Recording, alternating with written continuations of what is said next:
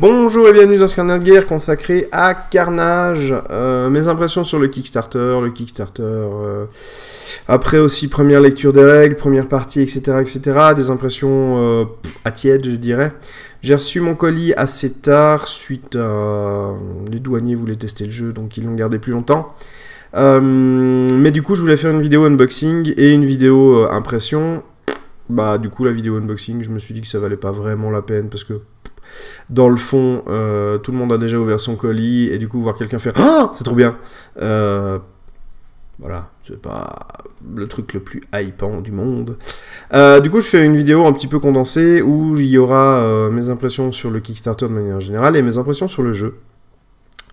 Il y aura une vidéo plus poussée sur le jeu, là c'est juste des impressions après une première partie et après la lecture du livre. Donc, Carnage pour moi ça a commencé, je dirais courant 2018. J'ai appris qu'il y avait un jeu qui était en train d'être créé par TGCM en plus de Briscard. Je n'ai pas réussi à tirer les vers du nez suffisamment à Manu pour avoir plus d'infos, mais petit à petit, le côté on garde les animaux et le côté africain m'a été dévoilé.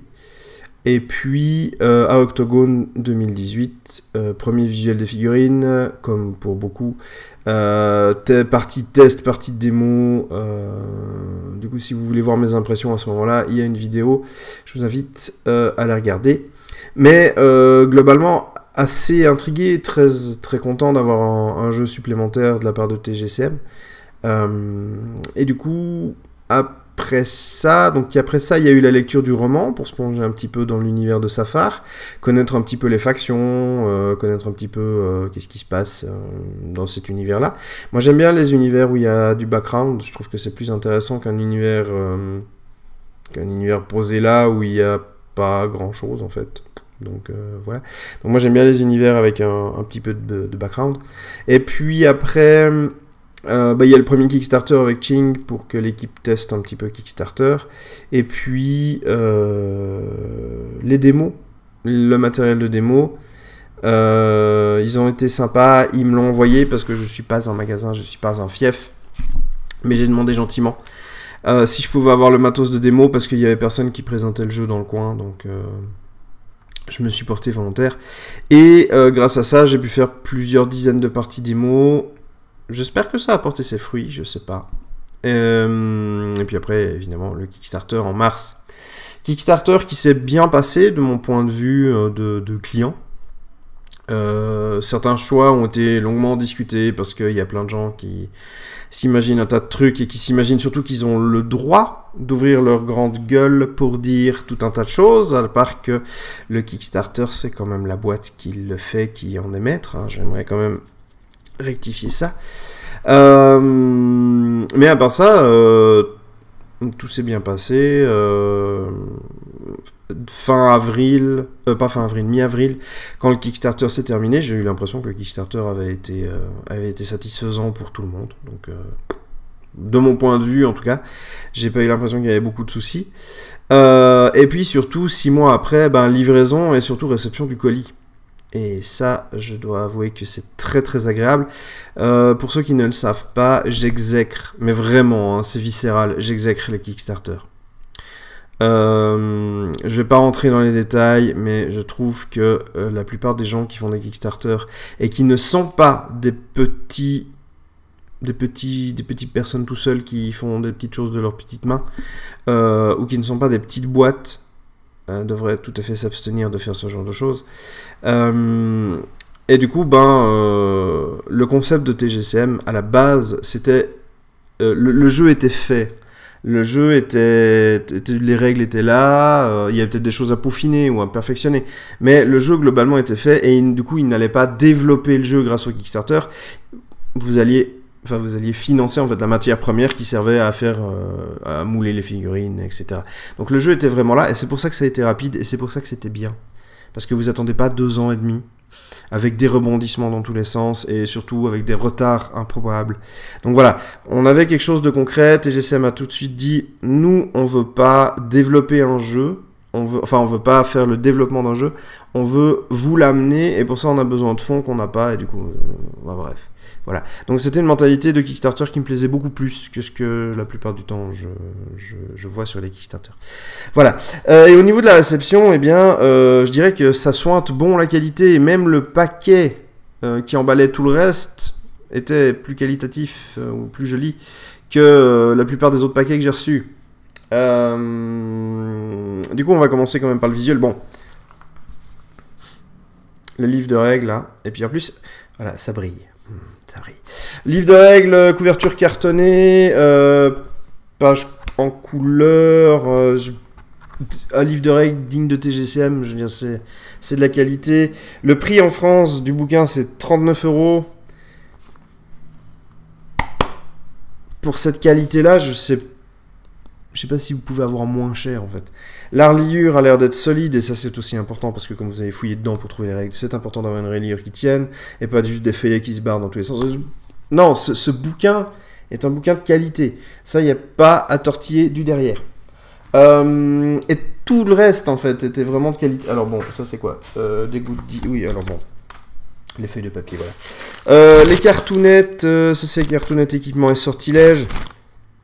Très bonne idée de les avoir fait en petit, et surtout en format demi-carte Magic, puisque les cartes de profil sont en format carte Magic, c'est le format habituel quoi, format briscard pour ceux qui connaissent. Donc pas de problème vous n'avez pas à chercher très loin pour avoir des fours, si vous voulez vraiment des fours individuels toutes petites. Voilà, sinon vous en mettez 2 par four normal, ça passe très bien. La qualité nouveau est là, les couleurs, c'est vraiment des cartes qui sont très très agréables. Elles sont presque même plus agréables que celles de briscard. Alors, je dois bien avouer que je sais pas lesquelles je préfère, mais j'aime bien celle-là. Alors les petits stylos marqueurs, ça aussi c'était une très bonne idée. Et c'est con, hein, c'est un marqueur, je veux dire, vous en achetez à peu près n'importe où. Mais voilà, c'est un marqueur où il y a écrit... Alors, c'est un marqueur Bic, déjà. Ensuite, c'est un marqueur où il est écrit Carnage. Ça paraît tout con, mais c'est dans les détails qu'on va voir si les gens sont vraiment intéressés au produit ou pas. Et dans les détails, c'est très satisfaisant. Deuxième marqueur, hop. Le roman, hein, le roman avec le petit logo. Bon roman, bon, très bien. Je veux dire, il n'y a rien à dire là-dessus.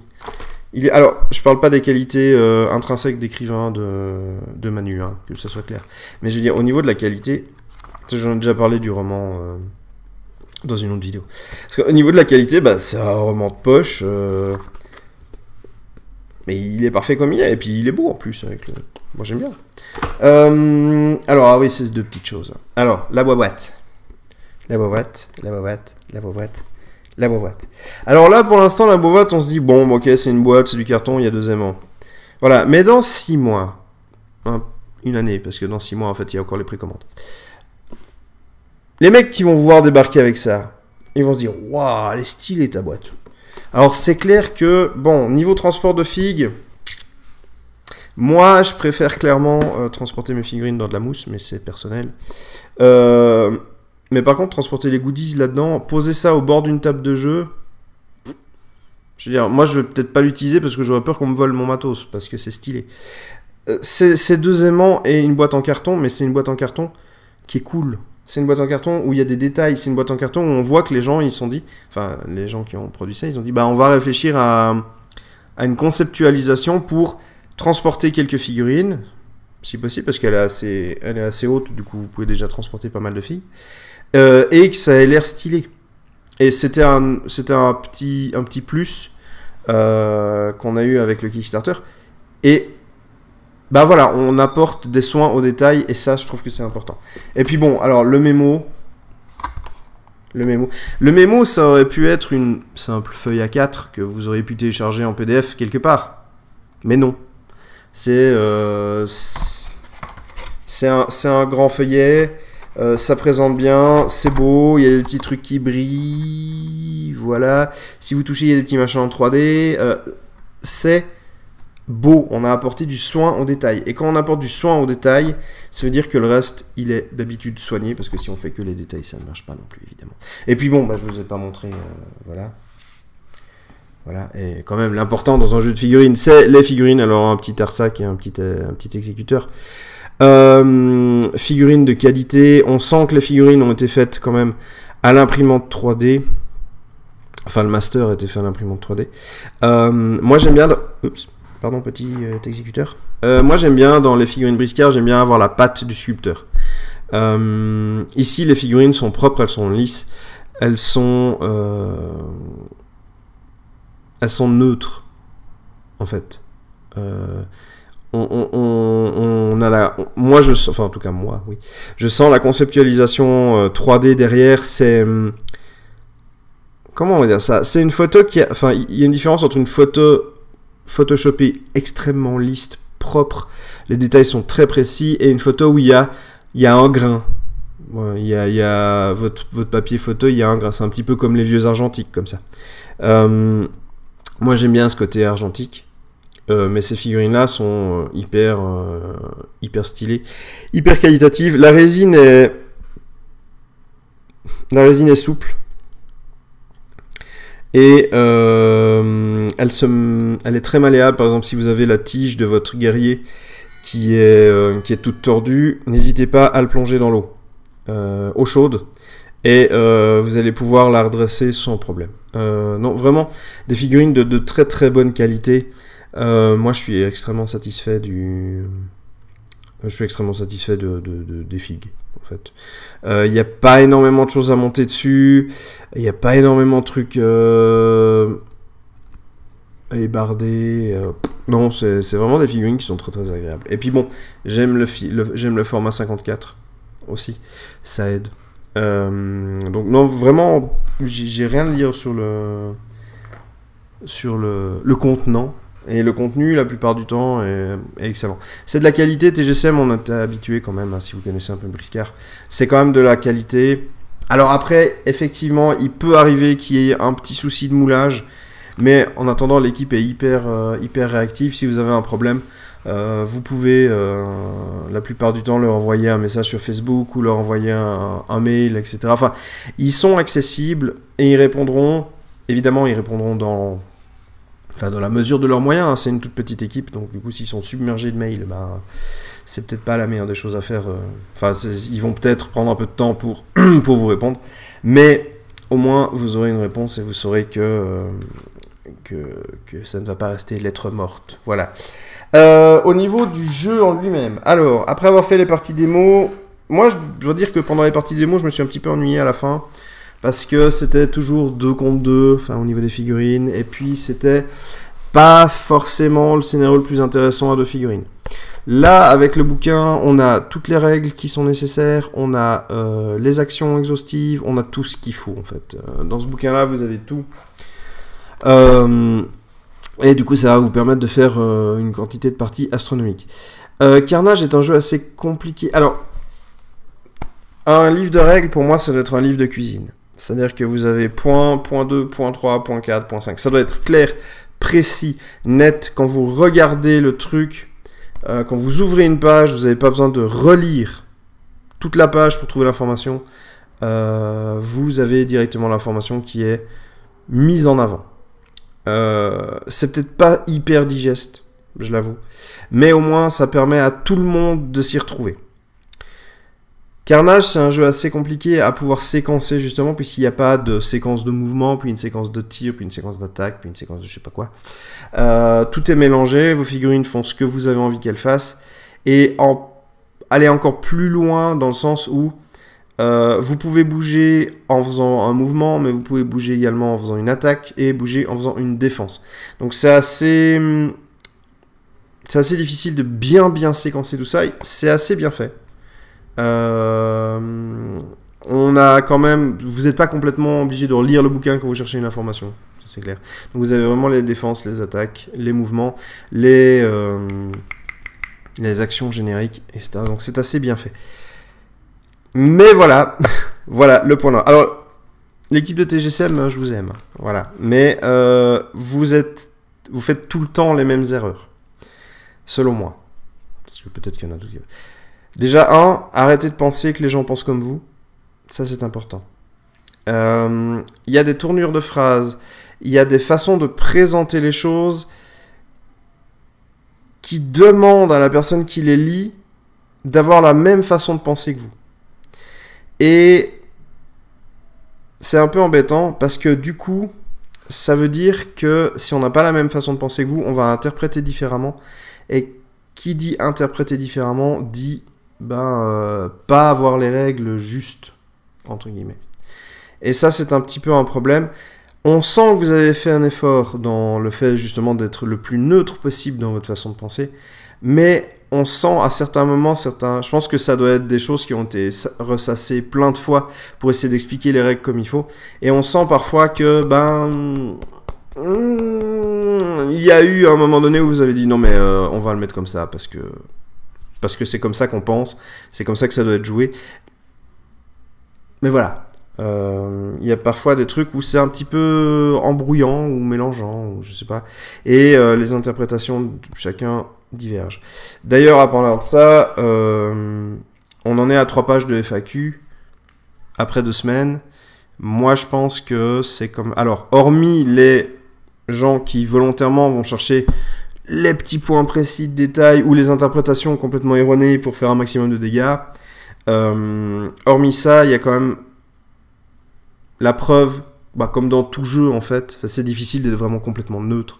Dans un processus créatif, on passe là je crois que c'était 3 ans de tests de carnage, donc c'est très très compliqué d'arriver à sortir des habitudes qu'on a prises dans le développement du jeu, donc c'est, voilà. Mais il y a quand même 3 pages de FAQ, hein. Du coup... Mais c'est la même chose c'était la même chose pour Briscard. Et c'est un peu votre marque de fabrique en soi, c'est-à-dire que vous pondez un jeu qui vous vient du cœur, et c'est difficile d'arriver à enlever tout l'émotionnel de ce genre de truc. Et on sent que c'est un jeu qui vous tient vraiment à cœur, et du coup c'est là où il y a quelques petites erreurs parfois, et où il est nécessaire de clarifier par après via une FAQ, via le forum, via Facebook. Donc voilà, c'est un peu le seul reproche que j'aurais à faire là-dessus. Après, évidemment, si vous aimez pas les escarmouches, vous aimez pas les animaux, vous aimez pas le 54 mm, voilà, j'y peux rien. Mais c'est un peu le seul reproche, c'est que parfois, vous avez une manière de penser bien spécifique, vous la traduisez en mots, et en fait, vous vous rendez pas compte que ces mots peuvent être traduits d'une autre façon, et ça pose problème. Encore un truc, mais ça je le conseille à toute personne qui fait de la création. Au début du bouquin, on a tout le staff, enfin, les gens sont crédités. Alors, attendez.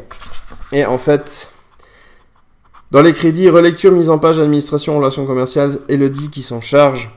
Alors déjà, bravo, hein, parce que je pense que tout ça, c'est compliqué. J'invite toutes les personnes qui font de la création, justement pour éviter le problème de... On est trop dans notre petit monde et ça tourne en rond. J'invite au niveau de la relecture, vous donnez ça à votre grand-père. Donnez ça à votre grand-père, votre grand-mère, un type qui a jamais touché une figurine. À ce moment-là, il le lit et vous faites une partie avec et vous voyez ce qu'il a compris du bouquin. Je pense que ça, c'est le test ultime. Parce que vous allez donc justement sortir de votre zone de confort créative et vous allez voir là où peuvent se trouver les problèmes. Et là, comme il n'y a qu'une seule relectrice, je pense que le jeu il a été testé, bêta-testé, donc les gens ont eu des règles en main, etc. Mais c'est des gens qui sans doute connaissent déjà le jeu. Je sais pas, je fais pas partie du processus de création, donc j'en ai aucune idée. Mais donnez-le à votre grand-père et demandez-lui après qu'est-ce que tu as compris, viens on fait une partie, on teste. Je pense que c'est le meilleur moyen de vérifier si ce que vous avez fait est clair ou pas. Et ça évite d'avoir justement des questions, je vais pas dire des questions à la con, mais des questions qui pour vous semblent bêtes, et qui en fait pour la personne qui le lit, comme vous n'êtes pas derrière en train de lui souffler votre façon de penser, va interpréter d'une manière différente. Et ça c'est important. Donc ça c'était pour le petit point noir selon moi de des règles. Par contre, après, il y a quand même des tas de trucs qui sont vraiment bien. Donc, déjà, le système de jeu, moi j'aime bien cette idée de pouvoir choisir les caractéristiques qu'on utilise pour faire une attaque. Il y a énormément de différentes attaques possibles, notamment pour le tir. Il y en a 5, je crois. Et en fait, chacun va induire une petite particularité. Vous pouvez bouger. À 3 caractéristiques, vous ignorez les malus de distance et de dénivelé. Il y a vraiment des choses qui sont très très intéressantes. Ça va être un peu dense, je pense, les premières parties, et peut-être qu'il y a certaines personnes que ça ne va pas, enfin, ça va pas crocher parce qu'ils auront l'impression qu'il y a trop. Mais je pense que avec le mémo ou avec un petit pense-bête de temps en temps, je pense qu'on peut arriver à faire quelque chose. Et au niveau des équipements, j'ai trouvé que c'était vraiment hyper cool. Chaque arme, chaque objet a un effet, a un impact, est différent de son voisin. J'ai vraiment pris beaucoup de plaisir à lire les équipements, à déjà essayer de me projeter un petit peu dans comment les utiliser au mieux, comment essayer d'optimiser ça. Il y a quand même quelque chose qui m'a... Je vais pas dire choqué, parce que c'est pas choquant, mais qui m'a interpellé. Les équipements gratuits... Alors, en soi, je trouve que c'est une bonne idée, et c'est selon moi, une mauvaise idée. Enfin, une mauvaise idée, entre guillemets. Parce que du coup, rien ne vous empêche... Il y a 6 équipements gratuits. Rien ne vous empêche de mettre ces 6 équipements sur chacune de vos figurines. Ça ne coûte rien en couronne. Et par contre, si vous voulez changer d'un équipement à l'autre, ça vous coûte 1 PA. C'est comme rengainer, dégainer. Donc, je me demande dans quelle mesure... Moi, j'aime bien un petit peu jouer background. J'aime bien jouer un petit peu fluff. Même si les vidéos que je fais, c'est surtout assez optimisé tournoi, où je donne des conseils d'efficacité, si je puis dire. Moi, j'aime bien avoir des trucs qui me servent à rien. Moi, j'aime bien les petits trucs autres et tout. Mais là, je veux dire, dans un tournoi, vous jouez 4 figurines ou 5. Dans le doute, et parce que c'est gratuit, ça vous coûte rien, bah on balance tout l'équipement sur toutes les figurines. Il n'y a pas de limitation à ce qu'elles portent, et si vous voulez juste changer d'un objet à l'autre, vous payez 1 PA. Alors oui, c'est 1 PA, et à Carnage, 1 PA, ça fait beaucoup. Mais pourquoi pas? Moi, je pense que la plupart de mes figurines, voire peut-être sans doute toutes, à partir du moment où je vais commencer à jouer un peu plus souvent et que j'aurai du coup plus d'expérience, toutes mes figurines vont avoir l'arc court et, j'en sais rien, une épée, une hache ou un truc. C'est des combos qui vont être hyper réguliers et bah en fait j'ai un peu peur, je sais pas, mais j'aime pas l'idée d'avoir chaque fois 6 équipements. En fait, il y aurait même 7 équipements, puisque si vous prenez l'épée, c'est l'épée courte, je crois, vous pouvez mettre plus 1 en attaque ou plus 1 en défense, et si vous mettez les deux, elle coûte 5 couronnes. Mais rien ne vous empêche de donner 2 épées courtes à une figurine, de lui mettre une épée courte à plus 1 en attaque, une épée courte à plus 1 en défense, de lui mettre un arc court, une hache, un poignard, un machin. Ces objets ont de l'intérêt, parce que la hache ne fait pas la même chose que le poignard, qui fait pas la même chose que l'épée, qui fait pas la même chose que l'arc, évidemment. Et j'ai oublié les 2 autres armes de corps à corps. Mais voilà, on pourrait... la canne qui donne une toise d'allonge, et je sais plus lequel. Mais voilà, c'est des équipements qui sont hyper intéressants. Mais c'est des équipements que j'ai peur, si j'organise un tournoi, d'avoir les gens qui arrivent et puis qui mettent... Bah, toutes mes figurines, elles ont les 7 armes... Enfin, elles ont 2 épées courtes et 5 armes gratuites équipées, en plus du reste. Voilà, je pense qu'il y a une réelle volonté derrière, au niveau de la création, d'avoir un maximum de flexibilité avec ces équipements-là, et c'est le cas. C'est extrêmement souple, c'est extrêmement flexible, c'est hyper intéressant, moi, je trouve. Mais pour le coup, je sais pas, le coût des équipements à 0 couronne, je m'interroge. Alors après, on me dit dans l'oreillette que tout est prévu, tout a été pensé, que c'est normal, etc., etc. Ok, c'est vous les créateurs du jeu, c'est vous qui savez. Moi, je ne fais que analyser de mon point de vue externe. De même qu'il y a eu pas mal de blabla sur le fait que les guerriers Kérops, ils ont le même coût, mais par contre leur coût d'équipement il est différent. Du coup, si on les met à poil, leur coût est différent alors que leur stat est identique.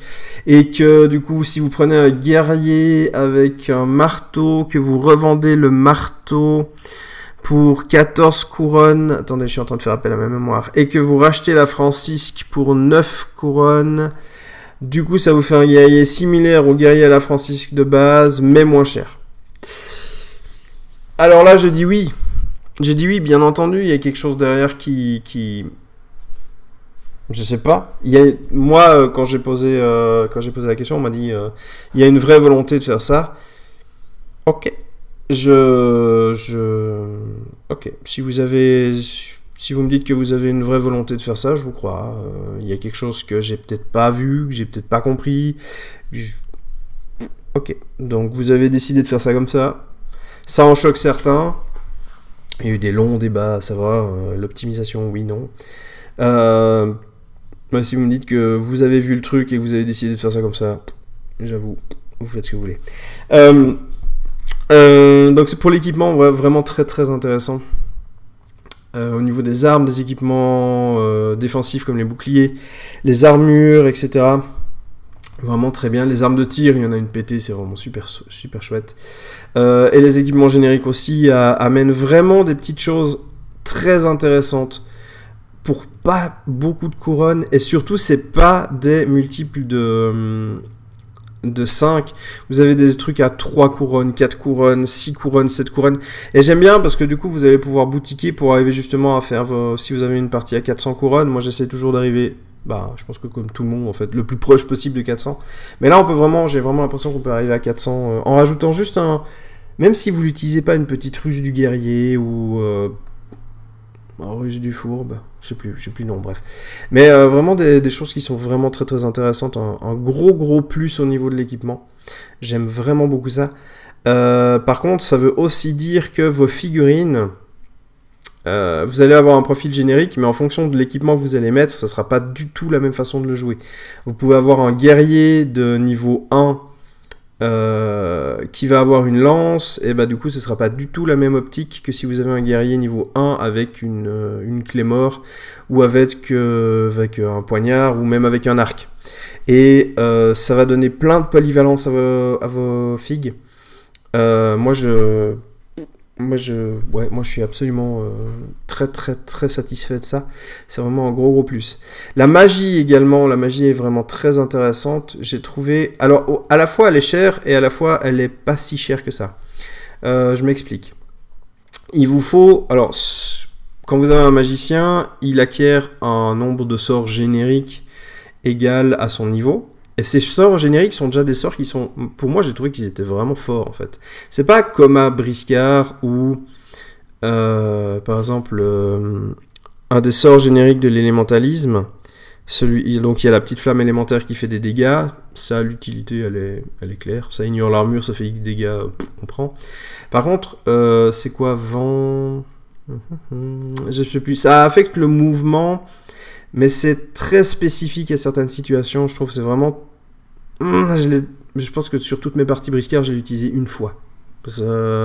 C'est vraiment très très compliqué. Il y a certains sorts qui sont assez compliqués à mettre en place. Là, les sorts génériques, vous avez un truc qui annule la prochaine source de dégâts. Vous avez un truc qui annule l'effet, le prochain effet qu'il subit, donc saignement, poison, etc. Vous avez un sort de soin, vous avez un sort de blast. Ça c'est les 4 que j'ai retenus de base. Après je sais plus de... Les fangs ont accès à plus de sortilèges également. Mais vraiment des sorts génériques qui sont hyper intéressants. Donc vous n'êtes même pas obligé de payer un grimoire. Et il y a cette histoire de grimoire où vous avez un grimoire à 20 couronnes. C'est pas rien 20 couronnes, hein. C'est 20 couronnes quand même. Ou 40 couronnes. Et là où vous avez justement un certain nombre de pages qui vous permettent de choisir un certain nombre de sorts. Et plus le sort est puissant, plus il y a de pages. Et chaque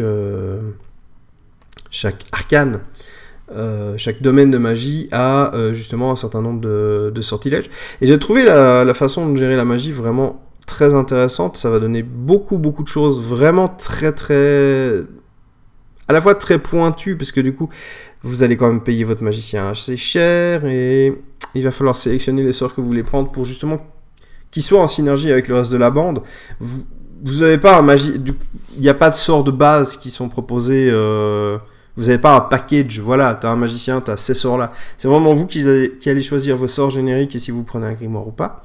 Et je trouve que c'est vraiment très intéressant. C'est une manière très agréable d'aborder la magie. C'est très souple, très polyvalent. Voilà. Très polyvalent quand vous allez pouvoir choisir vos sorts. Et un magicien dans une team, par exemple dans une team Fang, vous prenez 2 teams, bah là par exemple on a l'espèce de starter pack, vous avez 2 larbins, 2 goulus et un exécuteur, et avec le mix des équipements, avec le mix des niveaux de figurines, et avec le mix de magie, je suis persuadé que le tournoi à Octogone, de mémoire il y a pas mal de Fang, je suis persuadé qu'aucune liste Fang ne sera identique. Tout simplement parce que avec les différences entre les équipements, la magie, les niveaux des figurines, je pense que ça va être extrêmement polyvalent. Il va falloir être capable de s'adapter à beaucoup de choses. Il va falloir bien connaître votre stratégie, vos figurines. Et ça va être intéressant parce que vous allez devoir, quand vous faites votre liste, vous allez devoir vraiment vous fixer, voilà, cette figurine-là me sert à ça, cette figurine-là me sert à ça, cette figurine-là me sert à ça. Et quand vous allez vous retrouver face à votre adversaire, vous allez devoir garder en tête, peut-être même plus que dans d'autres jeux, à quoi servent chacune de vos figurines, tout en sachant qu'il va falloir être très adaptable pour gérer ce que votre adversaire peut faire, parce que lui aussi, dans la même optique que vous, il sait à quoi servent ses figurines et il va devoir gérer votre liste. Enfin bref, j'ai vraiment l'impression qu'on est arrivé à un niveau du jeu où il faut partir avec une idée très précise, s'y tenir, tout en étant capable d'être extrêmement souple. Soyez un roseau et pas un chêne. Bref, tout ça pour dire que je kiffe. Voilà, on va être beaucoup plus clair dans le truc. Petit mot au niveau des scénarios. Alors, si vous avez joué à Briscard, il y en a certains que vous reconnaîtrez. Et il y en a d'autres qui sont complètement nouveaux. Mention spéciale au scénario de Poutre Pure, l'arène... les lisses sanglantes ou je sais plus quoi, bref, le truc où vous pouvez jouer de 2 à 8, j'ai trouvé que c'était super kiffant, donc c'est vraiment super cool. Au niveau des pages, ouais, au niveau des pages de BG, de la présentation des figurines, les galeries, etc., les dessins sont hyper stylés, comme dans beaucoup d'ouvrages de TGCM. Les personnages sont vraiment mis en avant, enfin vraiment très agréables. Globalement, c'est un sans faute, excepté justement le petit point qu'on parlait avant au niveau des règles et au niveau de leur clarté. Mais globalement, je pense que c'est du 9,5 sur 10. Après, je peux comprendre par contre que certaines personnes qui ne connaissent pas Briscard soient peut-être un petit peu perturbées ou n'aient pas les réflexes que l'on a acquis en jouant à Briscard. Alors, je l'ai dit, hein, c'est pas Briscard. Le jeu n'est pas un substitut de Briscard dans un autre monde, c'est vraiment un autre jeu, des autres factions. Mais il y a quand même quelques réflexes qu'on a pris, les notes sur les cartes avec les PA, les effets des poisons, etc. Même si les saignements et les poisons sont pas tout à fait identiques, il reste quand même... Enfin, on a quand même une habitude. On est quand même habitué, on n'est pas complètement dépaysé. Et du coup, je peux comprendre que certaines personnes qui commenceraient directement avec Carnage sont un petit peu déstabilisées justement par cette écriture des choses et cette mise en avant de certaines choses de manière TGCmique. Voilà. Donc, ça fait partie de leur patte. Pour moi, c'est un défaut. Pour d'autres, c'est une qualité. Au final, c'est un trait de caractère. J'arrive quand même à jouer, à prendre énormément de plaisir à jouer, c'est ce qui compte. Donc, au final, ouais, je pense que la note, je mets 9 ou 9,5 sur 10, globalement. Mais je peux comprendre qu'il y ait des gens qui mettent moins. Voilà. Est-ce que j'ai d'autres choses à dire sur le Kickstarter ? Non, je crois pas. Je crois que j'ai tout. Alors oui, donc, ça c'était la partie Kickstarter. Au niveau des vidéos... Bah, je vais faire des vidéos un petit peu comme je le veux pour l'instant. Je vais pas forcément me prendre la tête, je vais pas faire des vidéos sur les précommandes. Donc normalement, jusqu'à ce qu'il y ait des nouveautés sur Carnage, vous devriez peut-être avoir un rapport de bataille. Il y aura une vidéo qui va être faite avec Gwen, s'il est toujours partant pour discuter un petit peu, simplement pour discuter de Carnage, et aussi peut-être voir sa vision de la création du jeu, et peut-être répondre à mes critiques. Donc vous aurez quelques vidéos sur Carnage. Ça fait longtemps que je vous promets des rapports de bataille à tir-larigot, et puis en fait je remarque que j'en fais pas. Il faut savoir que ça prend un temps considérable de monter le rapport de bataille, et surtout quand vous faites un rapport de bataille, vous n'êtes pas dans la partie, vous êtes toujours en train d'écrire qu'est-ce qui se passe. Donc c'est pas non plus les parties les plus agréables que j'ai fait. Donc voilà, c'est un petit peu... C'est un mea culpa, une excuse, je vais me ressaisir. J'espère. Mais du coup voilà, donc on y va calmement, tranquillement, il n'y a pas de souci. Je vais continuer les vidéos sur Briska, ne vous en faites pas non plus.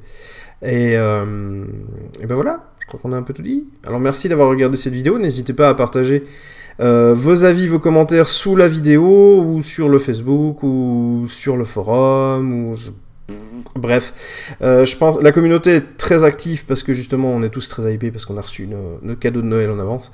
Mais je pense que c'est important de maintenir la communication et le partage, parce que sinon ça va être un petit peu embêtant pour trouver des gens et surtout pour motiver des nouveaux joueurs. Voilà, alors je vous fais des bisous et d'ici à la prochaine fois, et bien que les dés soient avec vous.